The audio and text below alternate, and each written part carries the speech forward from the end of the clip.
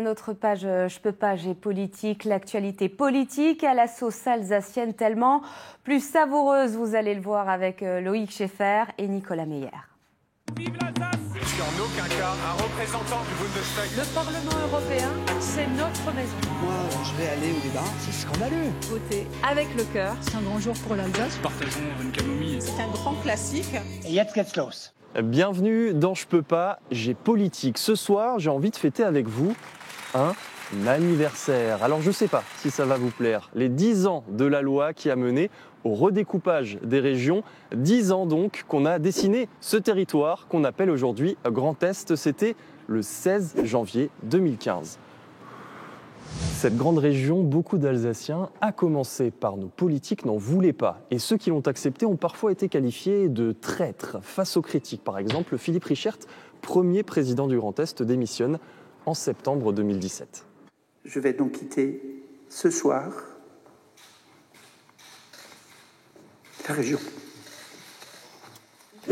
Une larme de verser, il faut dire qu'à l'époque, en 2019, selon un sondage, 82% des Alsaciens sont hostiles au Grand Est. Une vague sur laquelle surfe celui qui va s'élever contre la grande région, un certain Frédéric Bierry.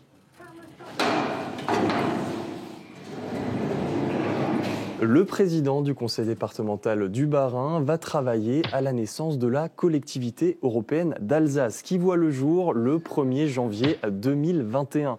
Haut-Rhin et Bas-Rhin réunis, bilinguisme, transfrontalier, tourisme, la CEA récupère tout un tas de compétences, mais l'objectif, le vrai, c'est de revenir à une région Alsace autonome.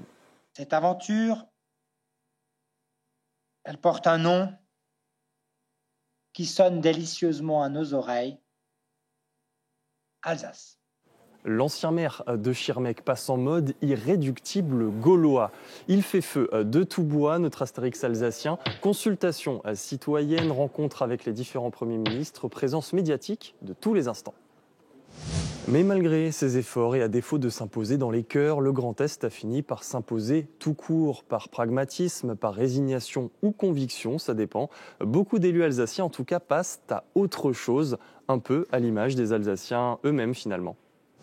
D'autant que c'est à ce moment-là qu'arrive le coup de grâce. En visite à Strasbourg en avril dernier, Emmanuel Macron glisse à Frédéric Bierry qu'il est défavorable à un grand jeu institutionnel. Autrement dit, l'Alsace toute seule, c'est niette. Franck Leroy, le président du Grand Est, peut donc dormir sur ses deux oreilles. Ça nous a donné raison parce que le bon sens finit toujours par l'emporter. Le président de la République a tranché la question, le Premier ministre également, donc nous on est très sereins, il n'y a pas de difficulté. Quelques jours plus tard, une réunion organisée à la préfecture entre Franck Leroy et Frédéric Bierry ne donnera rien. Le Grand Est semble donc avoir gagné, mais qu'en est-il du fond ? Sa création a-t-elle permis de dégager des économies et de réaliser de plus gros investissements ? Pour rappel, c'était les deux promesses formulées par le gouvernement de François Hollande à l'époque. Eh bien, réponse de Normand. Oui et non. Le Grand Est est plus puissant qu'avant, 1,6 milliard d'euros d'investissement prévus dans le budget 2025 contre 590 millions d'euros pour les 3 régions réunies en 2015. En revanche, les dépenses de fonctionnement ont augmenté et oui, plus de réglementation notamment, et donc il faut plus d'agents et ils sont souvent un peu mieux payés. Et au passage, on compte 169 conseillers régionaux, exactement le même nombre d'élus qu'avant la réforme. Heureusement, l'Alsace existe encore dans nos cœurs et dans nos assiettes. C'est l'heure de notre invitée et je suis sûr qu'elle aussi apprécie le Streusel. C'est Pia Ims, présidente de l'Eurométropole. Pia Ims, bonjour. Bonjour. On est content de vous avoir. Comment vous allez ? Je vais très bien, je vous remercie. Le tram Nord, qu'est-ce qui a coincé ? C'était un projet très ambitieux, peut-être trop, très complexe. Ça a été un peu dur à avaler quand même, cette période où le projet finalement n'a pas pu aboutir. La métropole réussit beaucoup d'autres projets dont on ne parle pas ou peu dans la presse. Mais celui-là, il était phare, c'était un projet phare. Il est phare particulièrement pour les municipalités de Strasbourg et de Schiltigheim. Il y a beaucoup d'automobilistes qui pensent que vous faites la guerre à la voiture. Qu'est-ce que vous en pensez ? Franchement, non. Je ne sais pas si c'est peut-être plutôt l'opposition qui a tendance à le penser. Et je peux comprendre tout à fait que la voiture est nécessaire pour X raisons. Aller travailler, aller aussi se rendre chez les médecins ou transporter les enfants. Comment vous vous rendez au travail ? Eh ben, j'assume tout à fait de me rendre au travail en voiture. La voiture est d'ailleurs mon bureau, si j'ose le dire presque comme cela. C'est quoi le plus difficile quand on préside une métropole de plus de 500 000 habitants ? Au quotidien, c'est constater aussi des réglementations, une complexité des réglementations. Ce qui est dur aussi, je le rajoute, c'est globalement une grande défiance qui s'installe par rapport aux élus. Heureusement, pas trop à l'égard des élus de proximité. Qu'est-ce qui vous fait lever le matin en tant que présidente de l'Eurométropole ? C'est le plaisir de servir. Je prends cela comme une mission de service public, améliorer le quotidien des plus de 500 000 habitants. Qui est la vraie chef entre vous et Jeanne Barzéguian ? Eh bien, je vais vous dire qu'il n'y a pas de vrai chef. C'est quoi votre caractère alors ? Mon caractère est marqué, je crois, par beaucoup de patience et de sérénité. Et le caractère de Jeanne Barzéguian ? Vous lui poserez la question. C'est quoi votre hobby préféré ?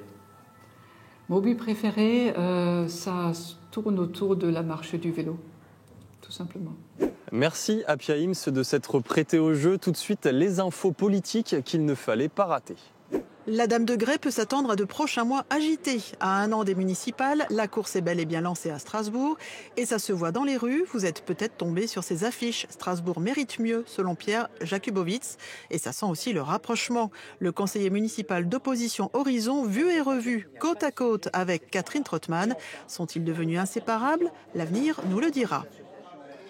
À droite, l'élu LR Jean-Philippe Vetter, lui, n'a pas attendu les tractations.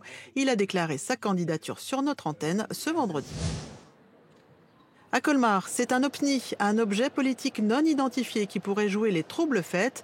Loïc Jägert-Hubert, cadre du groupe NJ, envisage de se présenter l'an prochain. Très actif sur les réseaux sociaux, soutien de longue date de Brigitte Klinkert.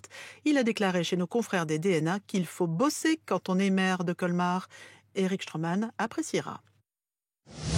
Préoccupation tout autre à Mulhouse, une semaine après l'attaque au couteau sur le marché et malgré les vives tensions au sein du conseil municipal, tous les groupes politiques ont publié un communiqué en commun pour appeler à la dignité et au recueillement.